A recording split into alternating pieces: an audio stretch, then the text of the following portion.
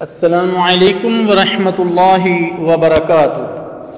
الحمد للہ رب العالمین والصلاة والسلام علی اشرف الانبیاء والمرسلین سیدنا محمد وعلی آلہ وصحبہ اجمعین۔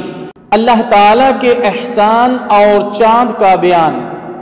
اللہ تعالیٰ نے اپنے بندوں پر احسان فرمایا کہ ان کے لیے اپنی رضا اور نیکیاں حاصل کرنے کا موسم بنایا، جس میں مسلمان بندہ رب کی رضامندی کے ساتھ ساتھ نیکیاں بھی حاصل کرتا ہے، اور یہ موسم گناہوں کی معافی اور درجات کی بلندیوں کا ذریعہ بھی بنتا ہے۔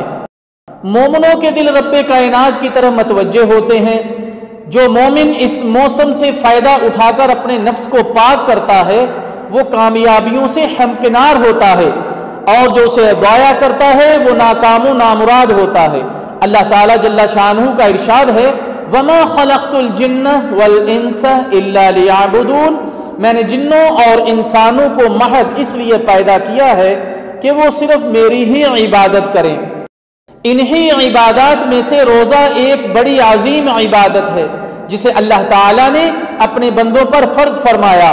یا ایھا الذین آمنوا کتب علیکم الصیام کما کتب علی الذین من قبلکم لعلکم تتقون، اے ایمان والو تم پر روزے فرض کیے گئے ہیں جیسا کہ تم سے پہلے لوگوں پر فرض کیے گئے تاکہ تم تقوی اختیار کرو۔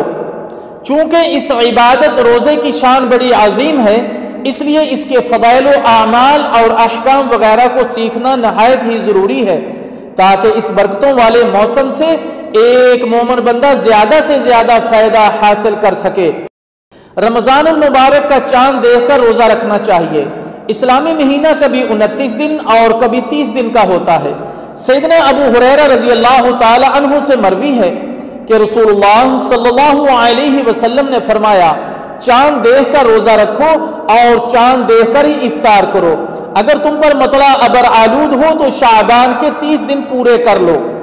سیدنا عمار رضی اللہ تعالی عنہ سے مروی ہے کہ رسول اللہ صلی اللہ علیہ وسلم نے فرمایا، جس نے مشکوک دن کا روزہ رکھا اس نے ابو القاسم محمد صلی اللہ علیہ وسلم کی نافرمانی کی۔ رمضان کا چاند اور گواہ۔ رسول اللہ صلی اللہ علیہ وسلم نے فرمایا، چاند دیکھ کر روزہ رکھو اور اسے دیکھ کر افطار کرو، اسی کی بنا پر قربانی کرو۔ اگر تم پر مطلع ابر آلود ہو تو 30 دن مکمل کرو۔ اگر 2 گواہ گواہی دے تو روزہ رکھو اور افطار کرو۔ ایک گواہ کی شہادت۔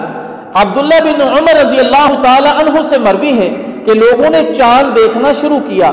میں نے رسول اللہ صلی اللہ علیہ وسلم کو خبر دی کہ میں نے چاند دیکھا ہے، تو رسول اللہ صلی اللہ علیہ وسلم نے خود بھی روزہ رکھا اور لوگوں کو بھی روزہ رکھنے کا حکم دیا۔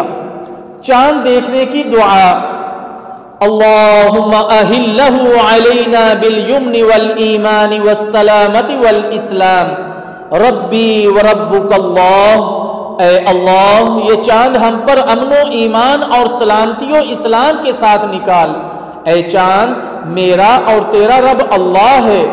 اللہ تعالی ہم سب کو عمل کی توفیق اور رمضان مبارک کی برکتوں کو حاصل کرنے کی توفیق عطا فرمائے۔